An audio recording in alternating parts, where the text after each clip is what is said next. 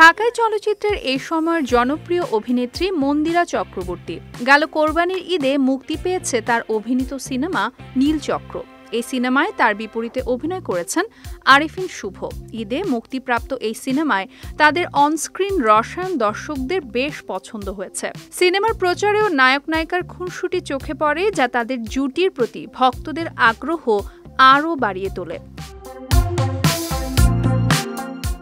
Neelchakra cinema দিয়ে প্রথমবার জুটি বাঁধলেন শুভ মন্দিরা। সিনেমাটি মুক্তির পর থেকে আরিফিন শুভর সঙ্গে মন্দিরা চক্রবর্তীর বিয়ের গুঞ্জন ছড়িয়ে পড়ে সোশ্যাল মিডিয়ায়।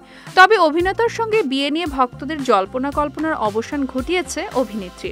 তিনি স্পষ্ট জানিয়ে দিয়েছেন, বাস্তবে এমন কিছু সম্ভব নয়। আরিফিন শুভর স্ত্রীর সঙ্গে বিচ্ছেদ হওয়ায় বর্তমানে তিনি একাকী জীবনযাপন করছেন। এ কারণে নীলচক্র দেখার পর বহু ভক্ত অনুরাগী পর্দার এই মিষ্টি জুটিকে বাস্তবেও এক হওয়ার পরামর্শ দিতে শুরু করেন।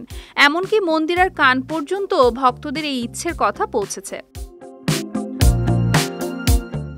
সম্প্রতি এক সংবাদ সম্মেলনে বিষয়টি নিয়ে কথা বলেছেন মন্দিরা। তিনি বলেন, আমার জীবনের দ্বিতীয় সিনেমা এটা, কিন্তু এতটা আলোড়ন আগে কখনো দেখিনি। যত প্রমোশন করেছি, যত ছবি শেয়ার করেছি, সব জায়গাতেই কমেন্টে একটাই কথা ঘুরে ফিরে এসেছে, আপনারা বিয়ে করে ফেলুন।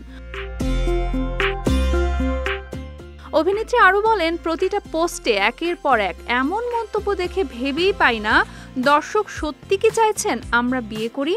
আমাদের জুটিকে তারা এতটা ভালোবেসেছেন যে ব্যক্তিগত জীবনেও এক হতে দেখার স্বপ্ন দেখছেন।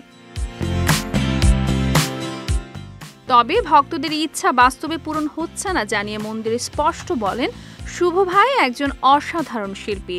আমি তার অভিনয়ের দিকে তাকিয়ে থাকতাম, ভাবতাম মানুষ এত নিখুঁত অভিনয় করে কিভাবে, কিন্তু বাস্তবে এমন কিছু সম্ভব নয়।